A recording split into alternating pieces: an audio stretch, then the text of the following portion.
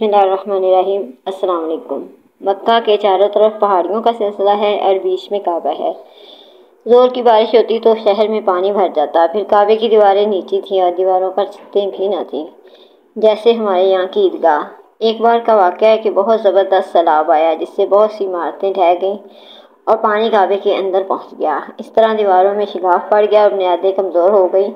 یہ چیز مکہ والوں کے لیے ایک مسئلہ بن گئی اور انہیں اس کی مرمت کی فکر ہوئی۔ اوروں کی طرح آپ کو بھی ہوئی۔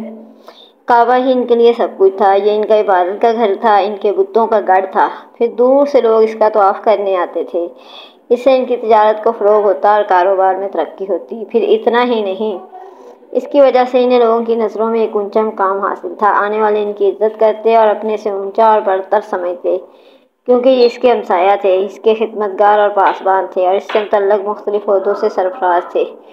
چنانچہ یہ لوگ ایک جگہ جمع ہوئے اور آپس میں مشورہ کرنے لگے کہ کیا کیا جائے، کون اسے ڈھائے اور پھر کون اسے تعمیر کرے۔ کعبہ اللہ کا سب سے مقدس گھر ہے، وہ ڈرتے تھے کہیں اسے ڈھانے سے اللہ ناراض نہ ہو جائے، کہیں سر پر کوئی عذاب نہ آ جائے۔ عقل حیران تھی کہ کریں تو کیا کریں، لیکن عمارت بالکل بے جان ہو چکی تھی، بنیادیں کمزور پڑ چکی تھیں اور ہر آن اس کے ڈھہ جانے کا خطرہ تھا، لہٰذا اس کو ڈھانے کے سوا کوئی چارہ نہ تھا۔ چنانچہ چاروں ناچار انہوں نے ڈرتے ڈرتے بہت ہی پس و پیش کے بعد اسے ڈھانے کا فیصلہ کر لیا، لیکن ابھی ایک مسئلہ اور تھا۔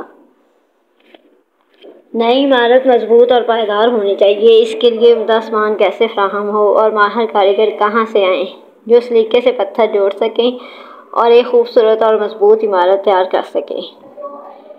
خدا کا کرنا انہی دنوں میں ایک رومی آدمی مصر سے جہاز لے کر چلا۔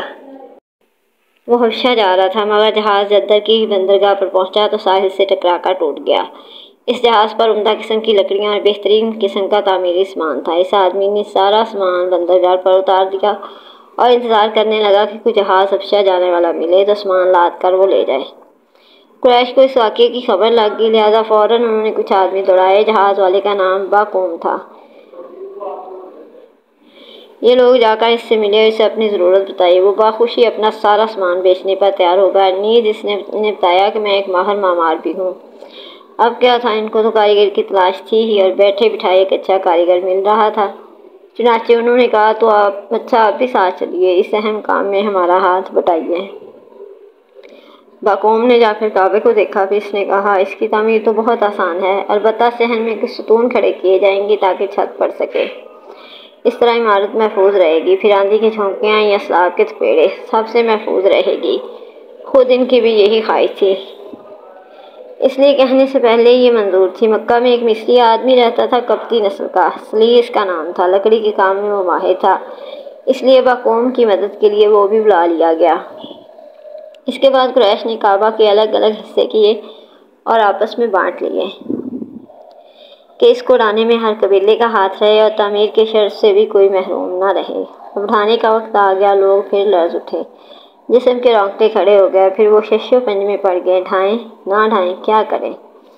ابرہہ کا حشر یہ لوگ اپنی آنکھوں سے دیکھ چکے تھے، جو کعبے کو ڈھانے کے ارادے سے نکلا تھا، پورے لاؤ لشکر کے ساتھ آیا تھا، لیکن نہ کعبہ تک پہنچ سکا اور نہ واپس جا سکا، پورے لشکر کے ساتھ تہس نہس ہو گیا۔ اس واقعے کو بھی زیادہ عرصہ نہیں ہوا تھا، اس کی ہلاکت و بربادی کا عبرتناک منظر لوگوں کی نگاہوں کے سامنے آ جاتا اور وہ سہم جاتے، لیکن ان کا مقصد ڈھانا نہیں تھا، بنانا تھا۔ چنانچہ نمازیں پڑھیں، قربانیاں کیں، دعائیں مانگیں، التجائیں اور مناجاتیں کیں۔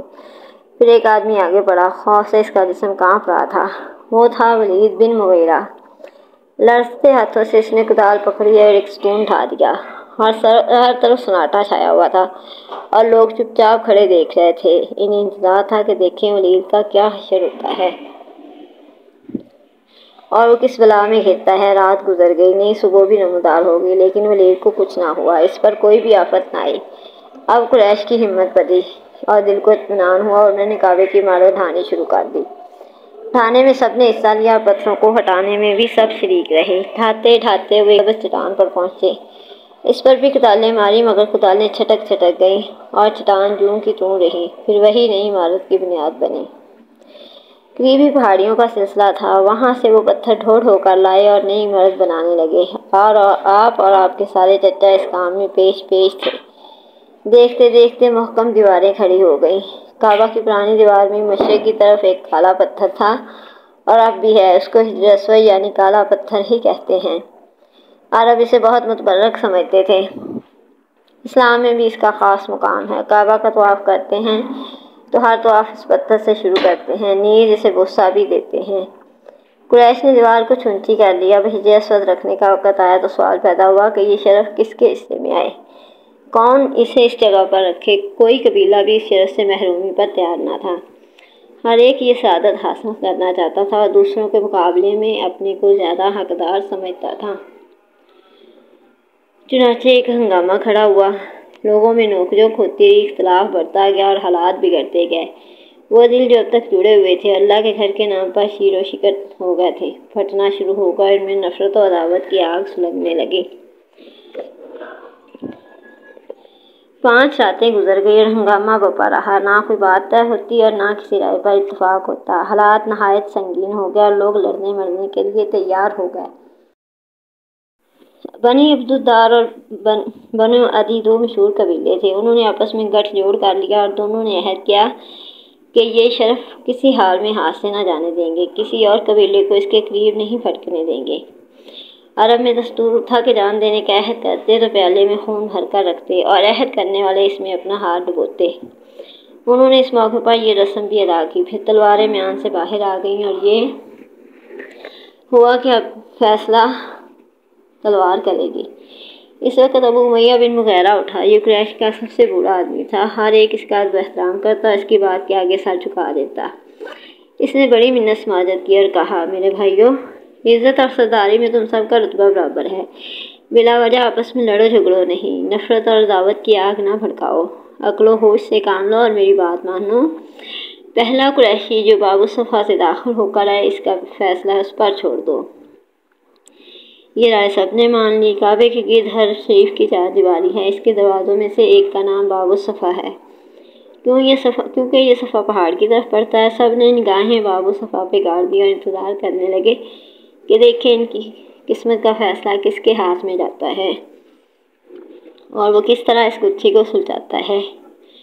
رب کا کرشمہ دیکھو، تھوڑی ہی دیر میں ایک خوبصورت جوان باب الصفا سے نمودار ہوتا ہے۔ وہ تیزی سے چلا آ رہا ہے۔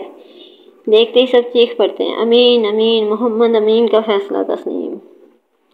کتنا اعتماد تھا قوم کو اس جوان پر۔ پوری قوم میں کوئی نہیں جس کی اس کی دیانتداری میں شبہ ہو، کوئی نہیں جسے اس کا فیصلہ ماننے میں تامل ہو۔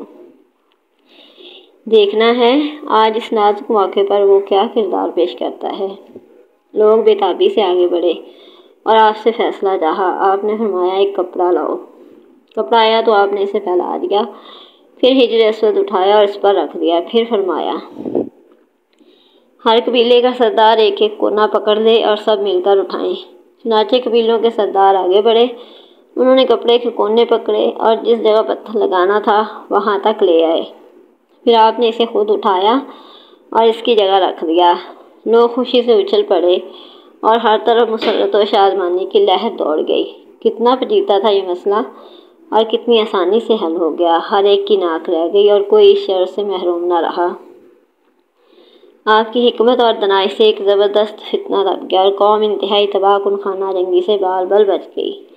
دشمنی و عداوت کے شعلے بجھ گئے اور سب پہلے کی طرح شیر و شکر ہو گئے۔ پھر قریش نے کعبہ کی تعمیر مکمل کی، ستونوں پر چھت ڈال دی، اندر جانے کے لیے ایک دروازہ کھول دیا جہاں بتوں کا راجا ہبل براجمان تھا۔ اس وقت آپ کی عمر مبارک 35 بہاریں گزر چکی تھی۔ آپ نے دیکھا محمد کتنے سچے تھے، قوم میں کس قدر محبوب تھے، بے داغ سیرت، پاکیزہ طبیعت، ہر ایک آپ کی عزت کرتا اور جو کچھ فرماتے اسے تسلیم کرتا۔